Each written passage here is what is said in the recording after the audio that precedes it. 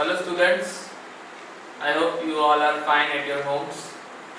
आपने लास्ट का वीडियो जो है वो देखा होगा और you must have known that what is the effect of temperature and pressure to change the matter into different states.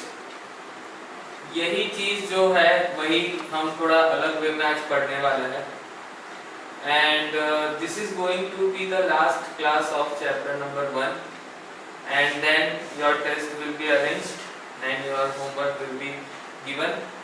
So without wasting time we should start our understanding of a new topic. I would like to give you one quick revision of one particular point because it is important, and that is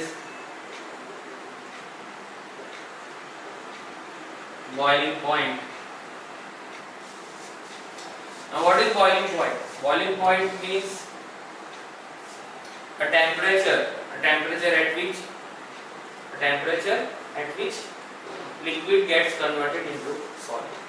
जब liquid का कुछ temperature एक certain level से बढ़ जाता है तब वो लिक्विड गैसीय स्टेट में कन्वर्ट और वो टेम्परेचर पे जिस पे वो सॉलिड से लिक्विड में कन्वर्ट होता है वो और 1 एटमॉस्फेरिक प्रेशर भी होता है, तब उसको हम वो लिक्विड का बॉइलिंग पॉइंट कहते हैं। जैसे कि हमने वाटर की एक्टिविटी की थी उसमें 100 डिग्री सेल्सियस और we can say 373 Kelvin was the boiling point of water. जब वाटर को 100 डिग्री सेल्सियस मिलता है तो वो बॉयल होने लगता है, मतलब कि वो लिक्विड से गैस में कन्वर्ट होता है। That is the quick reminder of this topic because it is important and why it is important we are going to understand soon. Till now what we have understood? We have understood that there are 3 states of matter, solid, liquid, gas, and if they are given the effects of temperature and pressure they can change that state from their previous state, like solid to liquid, liquid to gas. Okay, and if temperature is lowered, अगर temperature कम करता है तो भी gas से liquid, liquid से solid हो सकता है। और उसकी कुछ 6 डेफिनेशंस मैंने आपको दी थी and I want to tell you one thing that no student, if parent is watching, no student is submitting his or her homework. So if I am giving homework on a regular basis, no student is completing their homework, showing their homework, sending their homework. So please send the images of your homework as soon as possible. Otherwise I won't be able to understand that how many students are watching video, how many students are participating in the this online or virtual classes. So अगर हम लोग हमारे topic पे आ जाते हैं, क्या कह रहा था मैं कि बॉइलिंग पॉइंट जो है वो ऐसा एक प्रोसीजर है, ऐसी एक प्रोसेस है in which the water or any liquid is given a particular temperature and at certain temperature that liquid converts into gaseous form. ये टेम्परेचर जो है ना उसमें वाटर वेपर में कन्वर्ट होता है, ठीक है। दोनों है, केल्विन आपको पता है, सेल्सियस, दोनों यूनिट है टेम्परेचर के। ये वर्ड आप याद रखना और ये वर्ड के बेसिस पर ही I am going to tell you another important consideration and another important procedure or understanding of one significant process, evaporation. Let us understand with the practical example first, then I'll write and give you an idea about the definition. What is the definition? First of all, I would like to ask you one thing, that if water is somewhere on the surface on the terrace and अगर दोपहर का time है, if timing is afternoon और summer है, summer का season है, तो थोड़ा पानी आप जैसे ही डालोगे within 10 seconds that water will start to convert its state, वहां से गायब हो जाए। ये तो चलो आपको आप देख नहीं पाओगे अभी क्योंकि मॉनसून सीजन चल रहा है, तो भी आपके क्लोथ्स जो होते हैं, these clothes are washed every day, और वो ड्राई भी हो जाते हैं, पानी में भिगोते हैं, सर्फ एक्सेल या फिर एरियल का जो भी पाउडर होता है वो डालते हैं, उसको अच्छे से वॉश करते हैं, उसको निचोड़ते हैं, स्क्वीज करते हैं, उसको कोई थ्रेड के ऊपर या फिर स्टैंड के ऊपर लगा देते हैं। After certain hours they become dry. हम लोग वहाँ ड्रायर मारने नहीं जाते। ऐसा क्यों हो रहा है? अंदर का जो वाटर है वो कैसे चला जा रहा है? क्योंकि वो एक प्रोसेस है जिसको हम कहते हैं इवापोरेशन। बहुत ही अच्छी एक प्रोसेस है। वाटर साइकिल में भी अगर आपने पढ़ा होगा प्रीवियस स्टैंडर्ड्स में, तो वाटर साइकिल के अंदर भी एक सिग्निफिकेंट स्टेप, फर्स्ट स्टेप है जिसके अंदर पूरी जो वाटर बॉडीज होती है अर्थ की, उसका फर्स्ट स्टेप है कि वाटर गैसियस फॉर्म में कन्वर्ट हो रहा है। लेकिन एक क्वेश्चन क्रिएट हो रहा है क्या, कि अभी तो हमने समझा कि बॉइलिंग पॉइंट में भी वाटर, बॉइलिंग पॉइंट जो होता है उसमें भी वाटर या फिर लिक्विड गैस में बन जाता है, इवापोरेशन में भी लिक्विड से गैस हो जाता है। How is this possible? कैसे हो सकता है? Let's understand with the definition.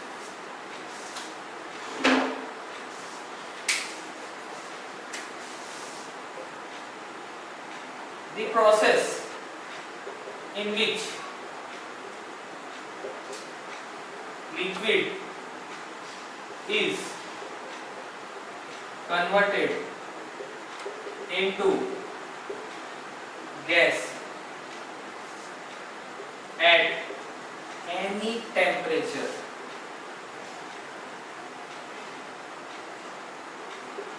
below its boil is called evaporation।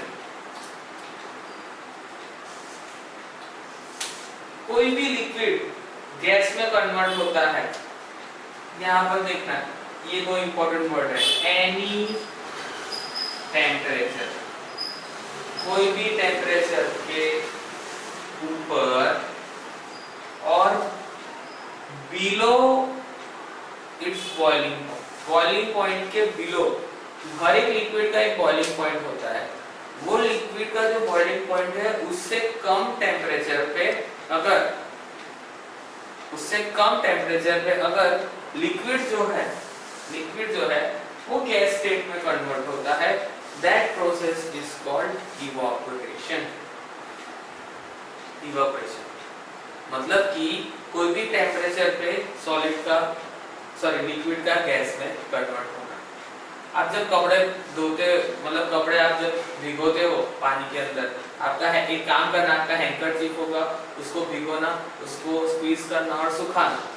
क्या आपने बॉइलिंग 100 डिग्री सेल्सियस वाला पानी यूज किया? नहीं, मतलब कि आपने ना तो गर्म पानी यूज किया ना उसका टेम्परेचर आप बढ़ा रहे हो, ऑटोमेटिक एनवायरनमेंट के हिसाब से वो सूख जाता है। मॉनसून में देर लगती है, समर में फटाफट सूख जाता है। ओके, तो ये जो प्रोसेस है इवापोरेशन, इसकी ये डेफिनेशन, ये प्रोसेस जो होती है वो कुछ अलग अलग फैक्टर्स के अंदर होती है। मतलब कुछ फैक्टर्स होते हैं, कुछ फोर्स होते हैं जो ये इवापोरेशन की प्रोसेस को बढ़ा देते हैं हमारे अर्थ के ऊपर, जो इवापोरेशन की जो प्रोसेस होती है उसमें। आई होप आपको ये डेफिनेशन समझ में आया होगी। This is a very important definition, so please note it down and learn it also.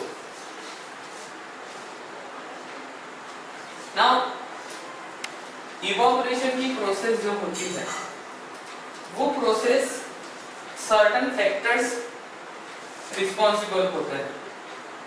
तो there are certain factors affecting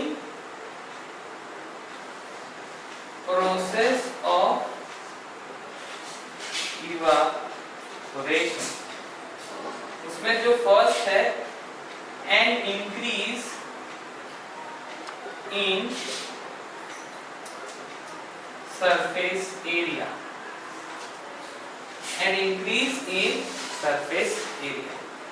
एक एरिया है, एक सरफेस एरिया है, एक सरफेस एरिया है, और वो जो एरिया जो है, एक सरफेस एरिया मतलब क्या कि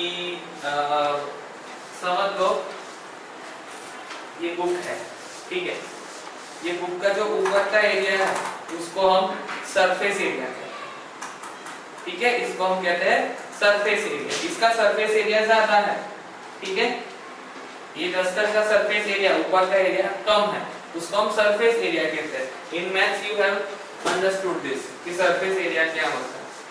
तो जितना सरफेस एरिया ज्यादा होता है, the more the surface area, the more the surface area, more surface area means more evaporation। जितना सरफेस एरिया ज्यादा होगा उतना इवापोरेशन ज्यादा होगा। ये पहला फैक्टर, मतलब कि पानी अगर एक बाल्टी में पड़ा है और पानी फैला हुआ है, तो फैला हुआ जो पानी है वो जल्दी इवापोरेट होगा, क्योंकि सरफेस एरिया ज्यादा डिस्ट्रीब्यूट हो गया पानी, इसकी वजह से। सेम पानी, एक मग होगा, उसके अंदर आप पानी लेना और सेम वो मग के जितना ही पानी आप डालना, तो कौन सा पानी जल्दी चला जाता है? वो नीचे जो डाला हुआ है। तो that is very crucial factor. It is a crucial factor. It's a crucial factor to understand the process of evaporation. Surface area. Surface area ज़्यादा, rate of evaporation ज़्यादा. Okay? तो ये जो था ये फर्स्ट फैक्टर था। दूसरे भी 3 फैक्टर है जो अब हम समझे। Second factor we are going to understand. Second factor of evaporation को affect करने वाला second factor. That second factor is an increase in temperature. सबको पता है कि more the temperature, more will be rate of evaporation. Temperature जितना ज्यादा होगा उतना ही रेट ऑफ इवापोरेशन ज्यादा होगा। मतलब क्या कि टेम्परेचर हम बढ़ाते हैं तो क्या होता है, हीट एनर्जी बढ़ता है, and if heat energy is increasing, kinetic energy increase होगी, काइनेटिक एनर्जी इंक्रीज होगी तो वाइब्रेशंस होंगे, और जो ऑलवेज होता है स्टेट चेंज होगा। बट यहाँ पर बॉइलिंग पॉइंट, मतलब कि बॉइलिंग जितना ज्यादा फिनोमिना नहीं होता। टेम्परेचर थोड़ा बढ़ता है तो सरफेस का एक लेयर पहले जाता है, दूसरा लेयर जाता है, उस तरह से होता है। समझ लो कि ये एक सरफेस है और इसके ऊपर वाटर है, तो वाटर के जो मॉलिक्यूल्स होते हैं वो लेयर में अरेंज होते हैं, और वो इतने स्मॉल पार्टिकल्स है कि हमें दिखेंगे नहीं। ये फर्स्ट लेयर है, this is second layer, this is third layer. What will happen? First layer, जैसे यहाँ पर हीट गिरती है, ये सरफेस के ऊपर हीट गिरेगी। समझ लो ये कोई धूप में या तो नॉर्मल भी कोई जगह पर है, वहां पर टेम्परेचर तो होता है 0 डिग्री सेल्सियस पे, इवापोरेशन भी नहीं होता। वो तो मैं आपको बताना चाहता हूँ कि 0 डिग्री सेल्सियस होगा तो कुछ नहीं होगा, लेकिन टेम्परेचर होगा, जैसे अभी का टेम्परेचर 30 to 40 के बीच में रहता है, तो क्या इवापोरेशन नहीं होगा? होगा, बिकॉज टेम्परेचर है। टेम्परेचर की इफेक्ट होगी तो इवापोरेशन होगा ही। क्या होगा? हीट तक गिरेगा, जितना हीट गिरता जाएगा ये फर्स्ट लेयर में वाइब्रेशन स्टार्ट होंगे, और एकदम से फर्स्ट लेयर जो होगा वो वाटर वेपर में कन्वर्ट हो जाएगा। फिर हीट कहाँ जाएगी? फर्स्ट लेयर पे चला गया तो सेकंड लेयर पे आएगी, वो भी चला जाएगा, फिर थर्ड लेयर पे। तो उस तरह से पूरा जो वाटर के मॉलिक्यूल्स है वो सरफेस के ऊपर से लिक्विड से गैस में कन्वर्ट हो जाएगा, खुद गैस बन जाएगी, वाटर वेपर बन जाएगी। Why we are taking one example again and again? Because it's the most common example which is जो आइस वाटर और वाटर से वाटर वेपर का हम जो समझते हैं वो सबसे बेसिक एग्जांपल है। In our book also has followed that basic example throughout the our first chapter. सिर्फ एक वो सब्लिमेशन की प्रोसेस समझने के लिए हमने कैम्फोर मतलब कि कपूर का एग्जांपल दिया था, तो वो एक अलग प्रोसेस है, इसलिए उसमें हम वाटर के अंदर सब्लिमेशन नहीं होता, तो इसलिए हमने कैम्फोर कपूर का एग्जांपल लिया था। नेफ्थलीन बॉल्स भी मैंने आपको बताए थे लास्ट क्लास में, वो भी सब्लिमेशन की प्रोसेस और डिपोजिशन की प्रोसेस का एग्जांपल हमने समझा। So now you must have understood कि सेकंड जो है increase in temperature, increase in temperature, increase in the rate of the evaporation. So let's understand the third factor which is responsible for the which affects the process of evaporation, a decrease in humidity। ना humidity बोलते किसको है? Amount of, ये definition है, amount of water vapour present in the air. हमारे आसपास जो air है उसमें कितना वाटर है? वाटर है मतलब कौन से फॉर्म में? गैसियस फॉर्म में। वाटर वेपर कितना है? हमारे आसपास वाटर वेपर कितना है? आसपास जो है उसमें वाटर वेपर कितना है, वो अमाउंट को हम कहते हैं ह्यूमिडिटी। गुजराती में इसको भेज कहते हैं। वो भेजवाड़ू वातावरण है, वो भेजवाड़ू वातावरण। मॉनसून में ऐसा हम कहते हैं कि बहुत ज्यादा चिपचिपा लग रहा है, गीले गीले तकिए है, बेडशीट है वो भी गीली लगती है, कपड़े ज्यादा जल्दी सूखते नहीं है, फैन के नीचे रखने पड़ते हैं, क्योंकि फैन क्या प्रोवाइड करता है? विंड प्रोवाइड करता है। इसकी वजह से जो फोर्थ फैक्टर है इसके बाद का विंड, वो हम बाद में समझेंगे। पहले ह्यूमिडिटी को समझते हैं। ह्यूमिडिटी मतलब कि amount of water vapour present in the air. Air के अंदर जो वाटर वेपर है वो अगर ज्यादा होगी तो ह्यूमिडिटी ज्यादा होगी, और अगर ह्यूमिडिटी ज्यादा होगी तो इवैपोरेशन बहुत ही कम होगा, क्योंकि एनवायरनमेंट में मॉइस्चर ज्यादा होता है। आपने ये वर्ड सुना होगा, मॉइस्चर। मॉइस्चर ह्यूमिडिटी एक ही है। मॉइस्चर मतलब भेज, मॉइस्चर मतलब भेज, जो वाटर वेपर प्रेजेंट है वो। अब वो क्या होता है? मॉइस्चर जो होता है ना, वो एनवायरनमेंट को गीला रखता है। गीला रखता है मतलब कि नमी रहती है, और मॉइस्चर की वजह से ज्यादा इवैपोरेशन नहीं होता, क्योंकि हीट नहीं होती। मॉइस्चर जब होता है ना तब हीट कम होती है, और आप सबको पता है कि हीट होगी, टेम्परेचर में चेंज आएगी, तभी तो इवैपोरेशन होगा, क्योंकि इवैपोरेशन की डेफिनेशन ही वही है। ठीक है, कि प्रोसेस जिसके अंदर लिक्विड गैस में कन्वर्ट होता है कोई भी टेम्परेचर पे, below boiling point, below it's boiling point, उसको इवैपोरेशन कहते हैं। यहाँ तो क्या है, टेम्परेचर कम ही नहीं होने देता ये मॉइस्चर, उसकी वजह से अगर ये ज्यादा होगा तो इवैपोरेशन नहीं।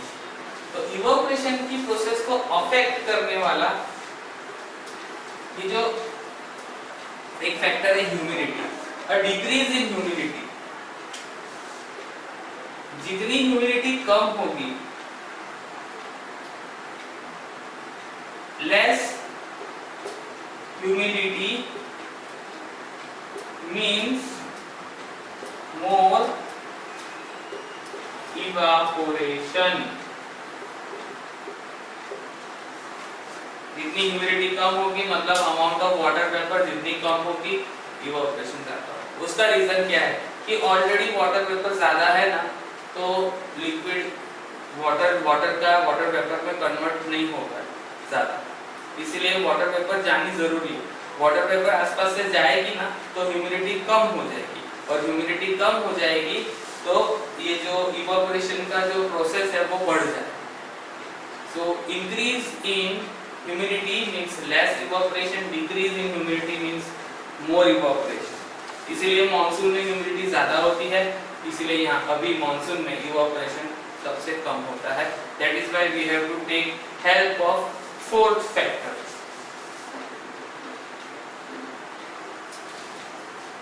What is that fourth factor? Fourth factor जो है वो है wind speed.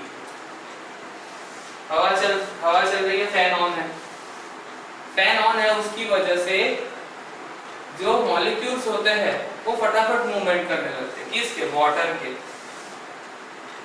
More the wind speed, more evaporation. क्या होगा? हवा फटाफट आई, तो हवा आती है तो क्या होता है? हवा अगर विंड जो होता है, हवा मतलब विंड अगर एक जगह से दूसरी जगह जाता है, मूवमेंट होती है विंड की, तो वो क्या करता है? आपने एक ग्राउंड पे आप खड़े हो, समझ लो आप सामने एक बड़ा सा ग्राउंड पे आप खड़े हो, हवा चल रही है, तो आप देखोगे कि हवा जिस तरह चल रही है ना, तो मिट्टी भी उसी दिशा में जा रही है, पत्ते भी उसी दिशा में हिल रहे हैं।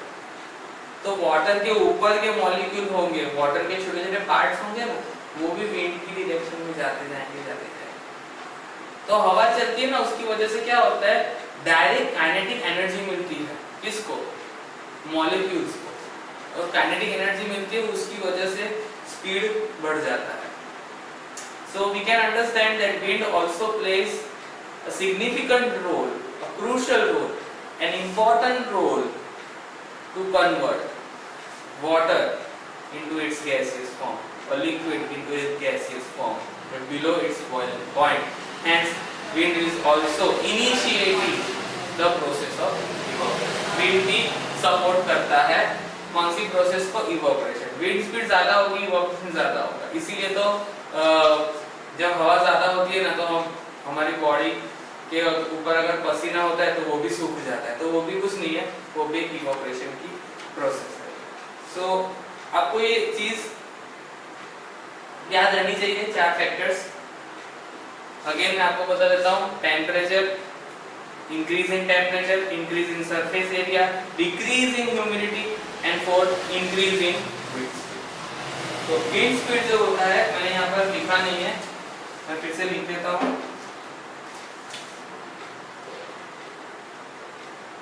Increase in wind speed.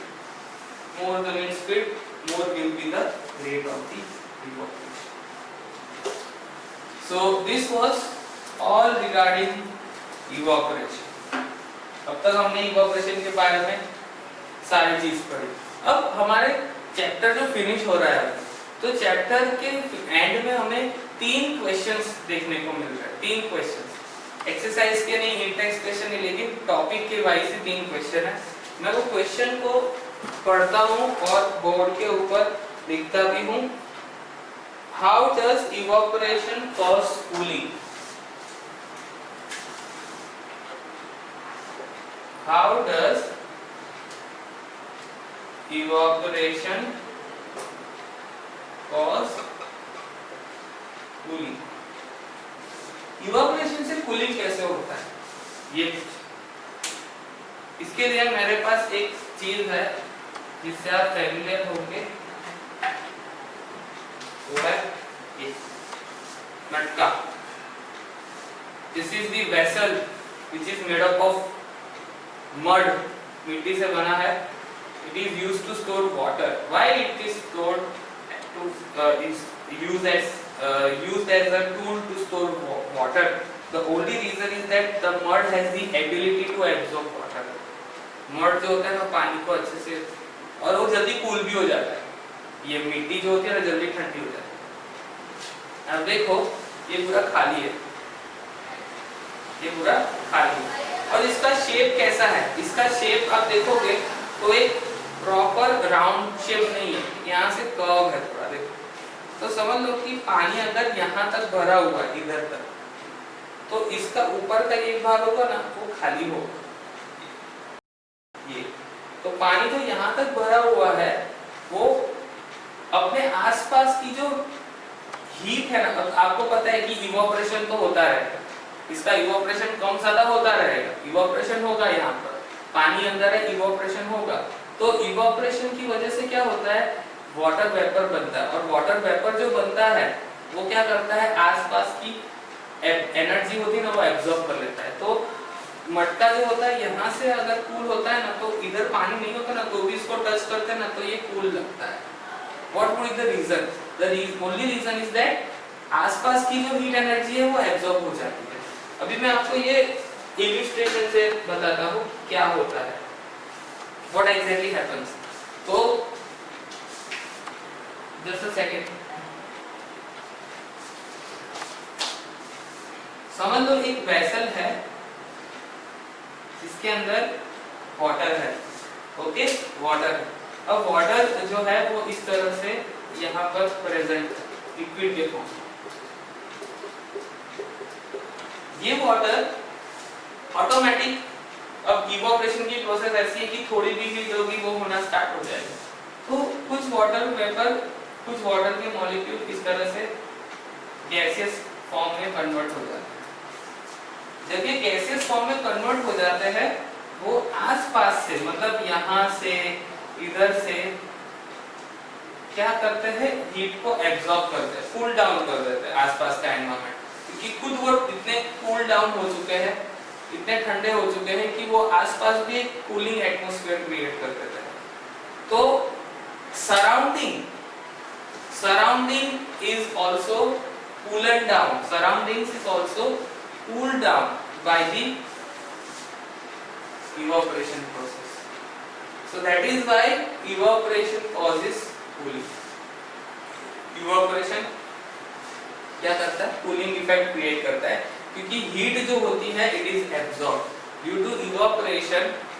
Continuous evaporation होता रहता है, continuous evaporation is that, and due to that continuous evaporation cooling atmosphere is created, cooling atmosphere is created because surrounding heat is also absorbed by the particular liquid.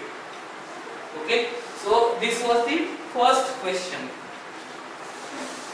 इसके बाद second question क्या है वो देखते हैं। What is the second question? Second question से पहले मैं आपको एक ये इसका एक एग्जांपल बुक में दिया है, उसके बारे में बता देता हूँ। एसीटोन या तो नेल पॉलिश रिमूवर। अगर आपके घर पे आपके मॉम या आपकी सिस्टर है वो नेल पॉलिश यूज करते हैं, तो उसको रिमूव करने के लिए एक लिक्विड मिलता है मार्केट में, उसको एसीटोन कहते हैं, या तो उसको नेल पॉलिश रिमूवर भी कहते हैं। उसको आप अगर आपके घर पे हो तो अभी भी आप वो कर सकते हो। आप उसको अगर नेल के ऊपर कॉटन की मदद से आप घिसोगे तो आपको या फिर आप पाम के ऊपर रखोगे तो यू वुड फील कूलनेस, आपको एकदम ठंडक लगेगा। क्यों ऐसा होता है? क्योंकि वो आसपास का जो हीट होता है ना वो एब्जॉर्ब कर देता है, और वो एब्जॉर्ब करता है, इसकी वजह से आपको कूलिंग इफेक्ट देखने को मिलती है। सेम जो मटके के अंदर मैंने आपको दिखाया, यहाँ पर दिखाया, वही सेम इसके साथ भी होगा। ये नेल पॉलिश रिमूवर थी, इसी तरह से इवोपरेट हो जाता है, और जब वो इवोपरेट होता है तो वो कूलिंग इफेक्ट क्रिएट करता है। Okay, so this was the first question. Now let's understand what is second question. Why should we wear cotton clothes in summer?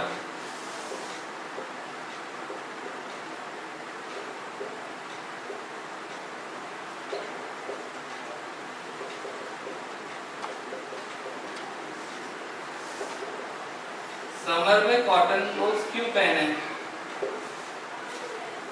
Summer में कॉटन के कपड़े पहनते हैं सब, क्यों? What is the reason? Only reason is that कि जब हम स्वेट होता है, बॉडी के ऊपर स्वेट क्रिएट होता है, ओके, वो स्वेट जो होता है वो क्यों होता है? क्योंकि हमारा बॉडी का टेम्परेचर बढ़ जाता है, जिसको हम कहते हैं पर्सपिरेशन। पसीना निकलने की जो प्रोसेस है उसको बोलते हैं पर्सपिरेशन। हीट इतनी ज्यादा होती है कि हमारी बॉडी कूल डाउन करने के लिए पसीना निकालने लगती है, जिसको एक्सक्रीशन भी कहते हैं। ये पसीना जो निकलता है वो हमारी बॉडी को कूल करता है।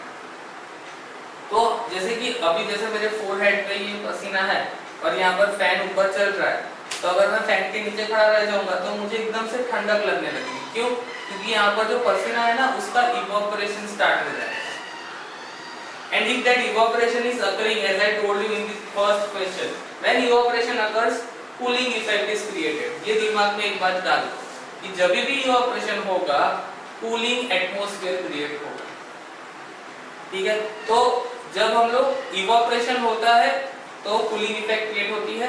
बॉडी के ऊपर जब perspiration की प्रोसेस होती है, when perspiration process occurs on the body, our body will create sweat, and that sweat is evaporated. Some sweat is evaporated. अभी हम ये रीजन देखते हैं कि कॉटन क्लोथ्स का क्यों। तो ये जो शर्ट आप देख रहे हो, इट्स प्योर कॉटन, ये कॉटन की शर्ट है, ठीक है।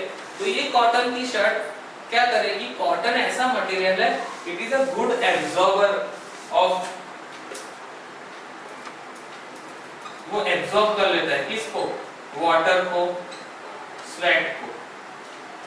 Sweat is nothing but water is having certain salts. हमारा स्वेट वाटर ही है लेकिन उसके अंदर थोड़े बहुत सॉल्ट्स होते हैं, हमारे बॉडी के सॉल्ट होते हैं, वो वाटर के अंदर मिक्स हो जाते हैं और स्वेट के फॉर्म में बाहर आता है।